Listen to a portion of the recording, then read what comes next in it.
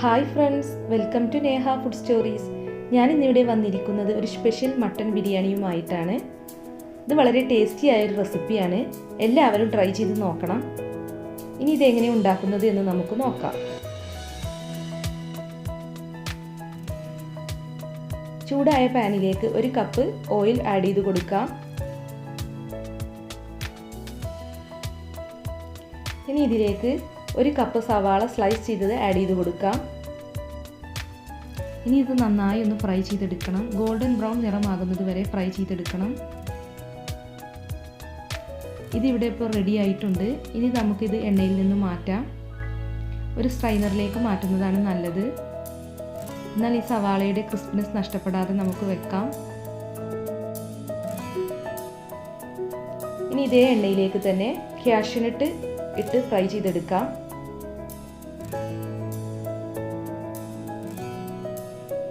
Cashew nut fry ആയി വന്നിട്ടുണ്ട്.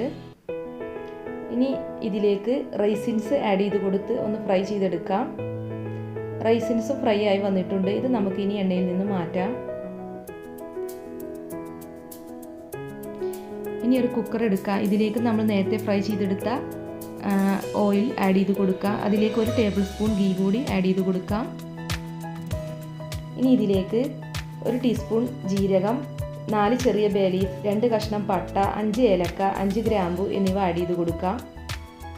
ഇത് ജസ്റ്റ് ഒന്ന് സോട്ട് ചെയ്തെടുക്കണം.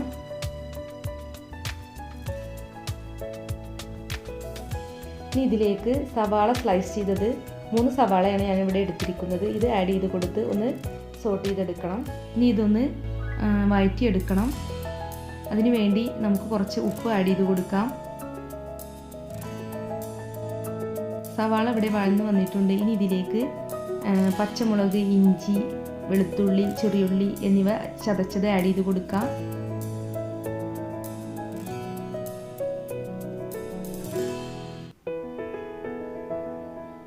ഇനി നന്നായി ഒന്ന് സോട്ട് ചെയ്തെടുക്കണം. ഇതിൻ്റെ റോസ്മെൽ മാറുന്നത് വരെ സോട്ട് ചെയ്തെടുക്കണം. ഇനി ഇതിലേക്ക് മസാലകൾ ആഡ് ചെയ്ത് കൊടുക്കുക. 1 table spoon garam masala, 1 table spoon കുരുമുളക് പൊടി, 1/4 ടീസ്പൂൺ മഞ്ഞൾപ്പൊടി, 1 ടീസ്പൂൺ ചെറിയ ജീരകം പൊടിച്ചത്, 1 ടേബിൾ സ്പൂൺ മല്ലി, 1 ടേബിൾ സ്പൂൺ മുളക് പൊടി. ഇനി ഇതെല്ലാം ഇതിലേക്ക് ആഡ് ചെയ്ത് കൊടുക്കാം.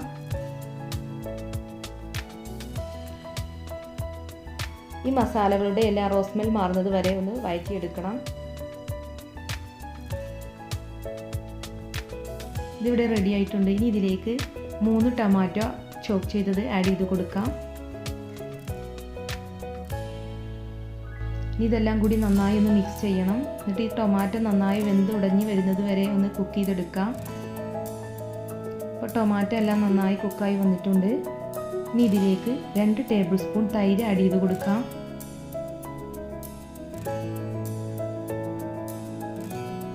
ഒരു table spoon lemon juice, curry leaves, coriander and മല്ലി ലീവ്സ് ആഡ് ചെയ്ത് കൊടുക്കാം. ഇനി ഇത് നന്നായി ഒന്ന് മിക്സ് ചെയ്യണം.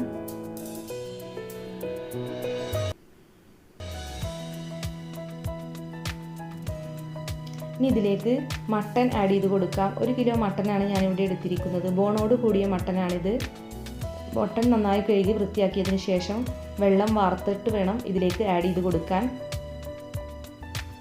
ഇനി ഈ മസാലയും മട്ടനും കൂടി എല്ലാം നന്നായി ഒന്ന് മിക്സ് ചെയ്യണം.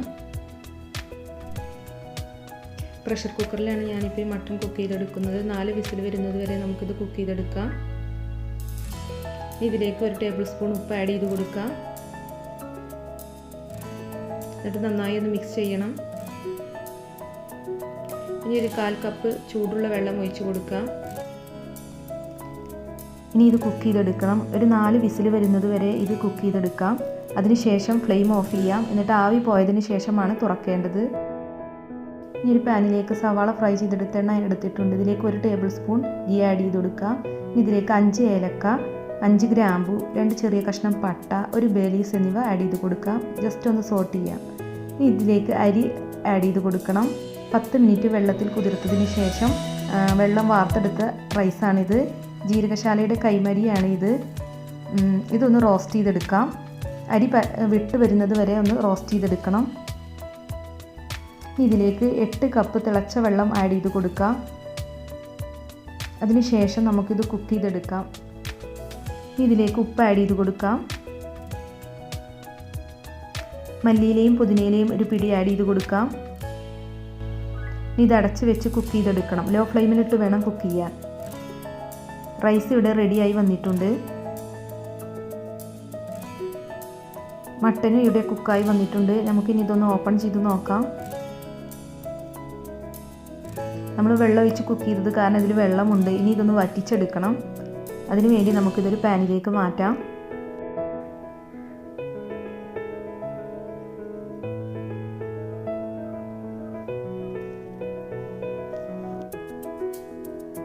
ഇനി ഇതിലേക്ക് കാഷ്യൂനട്ട് പേസ്റ്റ് 1/4 കപ്പ് ആഡ് ചെയ്ത് കൊടുക്കാം.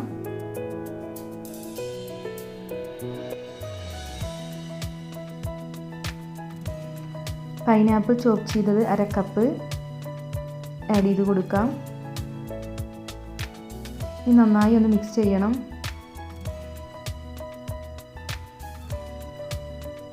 ഫ്രൈ ചെയ്തെടുത്ത സവാളയിൽ നിന്ന് ഒരു പിടി സവാള എടുത്തിട്ടുണ്ട് ഞാൻ. അതൊന്ന് ക്രഷ് ചെയ്തുകൊണ്ട് നമുക്കിതിലേക്ക് ആഡ് ചെയ്ത് കൊടുക്കാം. ഇത് നമ്മുടെ മട്ടന് നല്ലൊരു ഫ്ലേവറും ടേസ്റ്റും നൽകും. ഇപ്പോൾ ഈ മട്ടനിലെ വെള്ളമെല്ലാം വറ്റി വന്നിട്ടുണ്ട്. ഇനി ഇതിൻ്റെ മുകളിലേക്ക് റൈസ് ആഡ് ചെയ്ത് കൊടുക്കാം. മട്ടൻ കവർ ചെയ്യത്തക്ക വിധത്തിൽ റൈസ് ആഡ് ചെയ്ത് കൊടുക്കാം.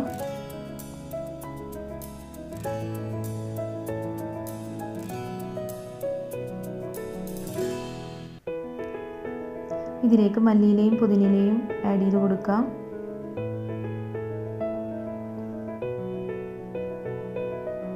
ഒരു ടേബിൾ സ്പൂൺ ഗീ, സവാള ഫ്രൈ ചെയ്തത് സ്പ്രിങ്കിൾ ചെയ്ത് കൊടുക്കാം. കാഷ്യൂനട്ടും റൈസിൻസും ആഡ് ചെയ്ത് കൊടുക്കാം. ഇനി ഇതിൻ്റെ മുകളിലേക്ക് ബാക്കിയുള്ള റൈസും കൂടി ചേർത്ത് കൊടുത്ത് ദം ചെയ്തെടുക്കണം. ഇത് നന്നായി ഒന്ന് പരത്തിയെടുക്കാം. ഇനി ഇതിലേക്കും ബാക്കിയുള്ള മല്ലിയിലയും പുതിനയിലയും കൂടി ഇട്ട് കൊടുക്കാം. ഇനി ഒരു ടേബിൾ സ്പൂൺ ഗീ ആഡ് ചെയ്ത് കൊടുക്കാം. ഫ്രൈ ചെയ്ത സവാള ആഡ് ചെയ്ത് കൊടുക്കാം.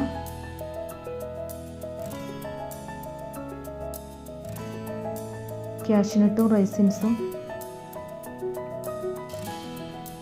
ഇനി നമുക്കിതിലേക്ക് ചേർക്കേണ്ടത് നമ്മുടെ ബിരിയാണിക്ക് സ്പെഷ്യൽ ടേസ്റ്റ് നൽകുന്ന സഫ്രോൺ മിൽക്ക് മിക്സ് ആണ്. 1/4 കപ്പ് മിൽക്കിലേക്ക് ഒരു പിഞ്ച് സഫ്രോൺ ആഡ് ചെയ്ത് മിക്സ് ചെയ്തെടുത്തതാണ് ഇത്. ഇതൊന്ന് ആഡ് ചെയ്ത് കൊടുക്കാം. ഇനി ഒരു സിൽവർ ഫോയിൽ പേപ്പർ ഉപയോഗിച്ച് ഇതൊന്ന് കവർ ചെയ്യണം. ആവി പുറത്ത് പോകാതിരിക്കാനാണ് ഇങ്ങനെ ചെയ്യുന്നത്. ഇനി ഇത് മൂടി വെക്കാം. ഇനി ഒരു 10-25 മിനിറ്റ് ഇത് ലോ ഫ്ലെയിമിലിട്ട് ഇതൊന്ന് ദം ചെയ്തെടുക്കണം. ഇതിപ്പോൾ 20 മിനിറ്റ് കഴിഞ്ഞിട്ടുണ്ട്. ബിരിയാണി ഇവിടെ റെഡി ആയിട്ടുണ്ട്. അപ്പോൾ നല്ല സ്മെല്ലൊക്കെ വരുന്നുണ്ട്. ഇതൊരു സ്പെഷ്യൽ മലബാർ മട്ടൻ ബിരിയാണിയാണ്. വളരെ ടേസ്റ്റിയായ ബിരിയാണിയാണ്. എല്ലാവരും ട്രൈ ചെയ്ത് നോക്കണം. പിന്നെ എൻ്റെ വീഡിയോ ആദ്യമായിട്ടാണ് കാണുന്നതെങ്കിൽ എൻ്റെ ചാനൽ സബ്സ്ക്രൈബ് ചെയ്യണം. Thanks for watching my channel.